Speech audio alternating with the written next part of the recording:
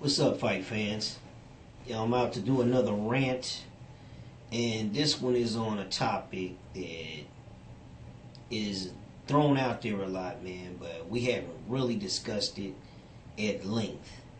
And the name of this rant is called What Is and What Isn't Ducking. Okay? As you all know, it's finally getting ready to happen. It's official. Floyd Mayweather Jr. will fight Manny Pacquiao May the 2nd. And all I got to say is, it's about time. Which brings up the whole subject of ducking. What really does constitute ducking, and what isn't ducking that some people may call ducking? Okay, and we just gonna jump into it, man. At the end of the day, man, I was watching a video on YouTube called about Mike McCallum, former boxer, former champion, and he was talking about how the greats in his era ducked him. He said, Roberto Duran ducked him, Sugar Ray Leonard ducked him, Marvin Hagler ducked him, and Thomas Hearns ducked him. And at first I was like, man, Mike McCallum tripping. Okay, because I remember Mike McCallum, growing up as a teenager in the 80s, and he was a good fighter, he was known as the body snatcher, but he wasn't really what you would call, per se, an exciting fighter. And he definitely wasn't on Ray Leonard and them level, or at least not from the standpoint of a name, as far as marketability. And see, one thing people need to understand is that boxing is a business, first and foremost. And there's moves that you have to make to advance your career. See, there's a game within a game. It's not standardized like the NFL or the NBA or, Major League Baseball. You understand what I'm trying to say? You got right now you got 5 major divisions. And as it really stands, I only really recognize 3 of them. Me, personally, because I'm an older head. You know what I'm saying? And that's the WBA, the WBC, and the IBF. And personally, when it really comes down to it, to me, I really recognize the WBA over all of the other ones for the simple fact that it goes all the way back to when it used to be known as the NBA, the National Boxing Association, which is pretty much what the titles that Rocky Marciano and Joe Louis and those people held. You understand what I'm trying to say? So, from a standpoint of being a linear champion, you don't necessarily have to hold the WBA belt to be considered the linear champion. The linear champion meaning the champion who beat the champion, who beat the champion, who beat the champion, who beat the champion, all the way back to wherever the first champion was. Okay? And in heavyweight division, that was John L. Sullivan. Okay? So, at the end of the day, we gotta understand that, you don't necessarily have to be the BA champion to be considered the linear champion. Because if the Ring magazine considers you the linear champion, then that's who you are. You know what I'm saying? Because they're considered, like they say in their thing, they the Bible of boxing. So as far as that goes, if they're ranking you, then that's official. That's considered canon, and it's pretty much etched in stone from that point on. So if you got problems with that, then you just got problems with that. But at the end of the day, the most credible organization or the most credible entity that exists within the sport is saying this is the man, then that's pretty much what the public gonna have to go by. You know what I'm saying? Boxing is have a reputation for shady dealings in the underworld and the mob and fixed fights and all of that, man. And, they're getting better about a lot of these things, but don't be stupid and think that this stuff don't exist. So there's 2 games you got to play. There is protecting your career, strategizing yourself, and getting the max. And my thing is this. People who fight any and all challengers usually don't do well.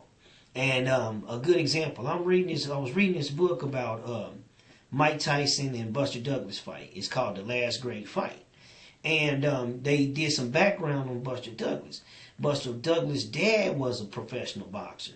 And he was tough. He was one of those guys that would fight any and everybody.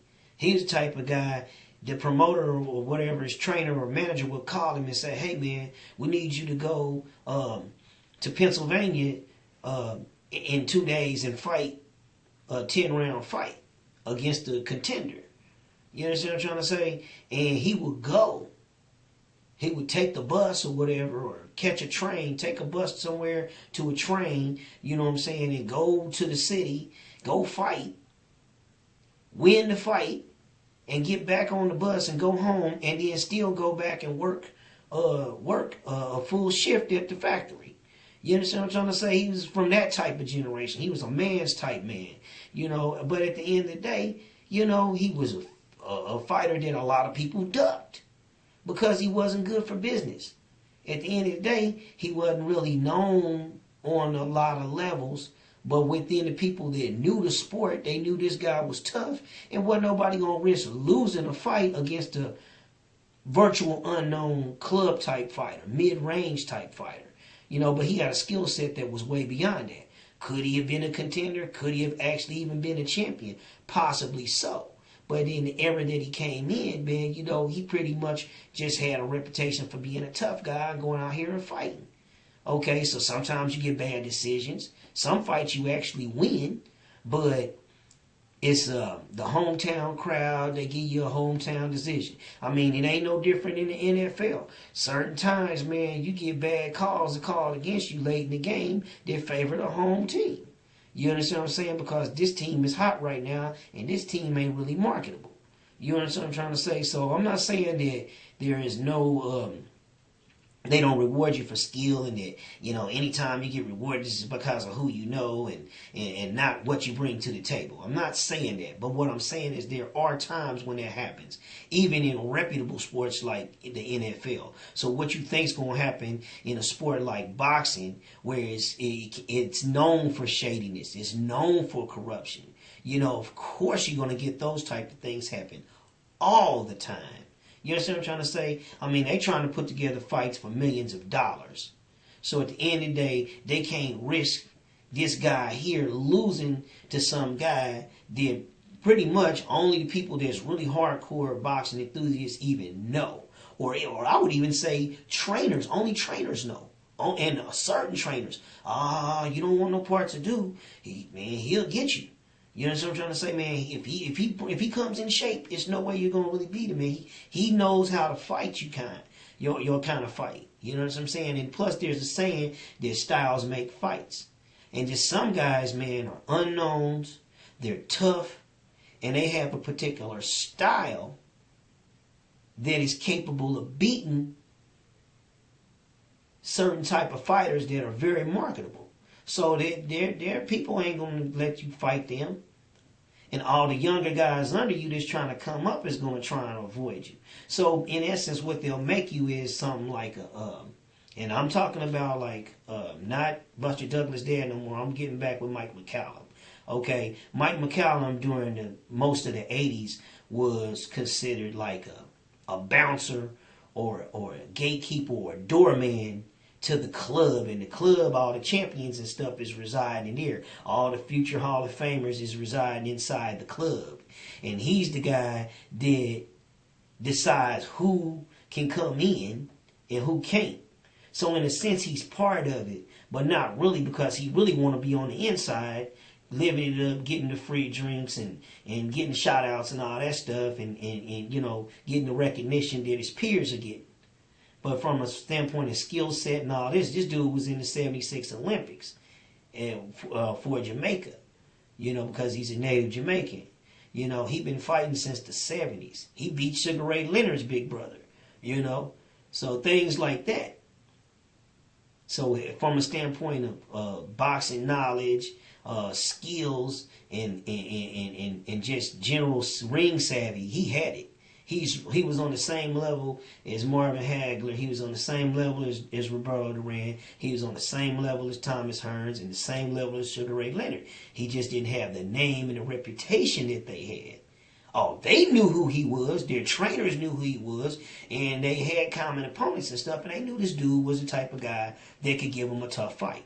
Now, personally, I think out of that group that I just named, the only one he probably would have beat would have been Roberto Duran, and it's not taken away from Duran, but Duran was the smaller fighter of the four. You know, I mean, he was coming from the lightweight division. He fought in the 60s. He was fighting in the 60s and the 70s. He was already a seasoned fighter by the early to mid 70s. And when him fought Sugar Ray Leonard in 1980 first time, I mean, this dude was a seasoned veteran. He was just really kind of cutting his teeth in the welterweight division. You understand what I'm trying to say? So it wasn't no, it wasn't no fluke. This was a very experienced fighter. He was similar to a Manny Pacquiao.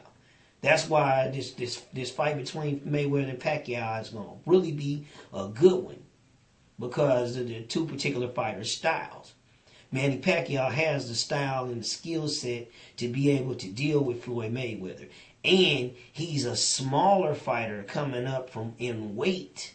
He's won divisions in 8 weight classes. Okay? So he's coming up, and he ain't lost none of his power as he stepped up to the higher weights. All of the common opponents that they fought has said that he hits so hard. So, I mean, this is the type of fight that if Mayweather say he's the best ever, he's going to prove it in this fight. Because if dude gets any kind of damage in on Mayweather, and Mayweather really does feel his power and he drops him or something, dude gonna have to pick himself up and really, really man up and really, really go to a level he probably hasn't had to go to probably his entire career. So this stands to be similar to a Leonard Duran first fight, the first one in Montreal.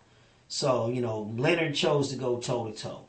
So like I said, if Floyd would try to be aggressive and stand and trade with this guy, man, we're gonna be entertained. Either way, we're gonna be entertained, because we've been waiting for this fight for 5, 6 years, and it's just all I can say. It's about time. But back on the subject of ducking,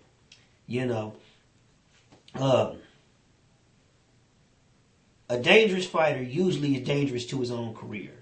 Okay, and what I mean by that is again, this is a business. Most of these guys don't know how to play the game from a business standpoint.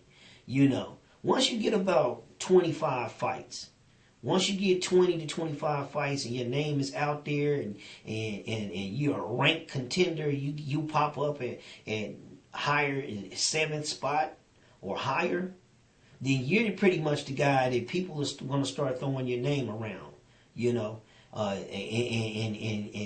and they're going to be looking at possible fights with you, with the champions in the future, okay, in the near future. So all of that bodes well for you as a young fighter. That's what you want to happen, okay. So, but the thing about it is you want to kind of strategize. Once you start getting to that point, you want to kind of strategize your fights, because you may be in 3 more fights, in 3 more wins, you may be getting a guarantee. You can start negotiating. You might actually be negotiating with champions right now for a fight 2 years down the road. There could be $1 million fight. You're looking at going from getting tens of thousands, hundreds of thousands, to getting up to 6 to 10 million. Okay, on your way. So the last thing, if you lose, man, all that's gone. So why are they going to risk fighting this cagey veteran out here that can possibly beat them, Because this guy is from the same era as the champs. The champs don't really want to fight him because they don't really gain nothing from fighting the guy from the standpoint of marketability. It would just be a win. It wouldn't be a win-win situation for the champion to fight this guy, because they've already established themselves as the champions, and this guy has not yet to establish himself. But everyone knows him as a good fighter. The people that are in the know, the people that it matter, know who he is. Okay, so these guys aren't going to do it unless they've exhausted all competition out there, and there's nobody left but this guy. Oh yeah, they'll go on and fight him. But if there's no real need to fight the guy, no. But look, he's got a couple of losses on his belt. You know, some of them was controversial. Some of them you could say was home decisions. Some of them, man, he just got robbed. Some of them he just didn't show up. It happens.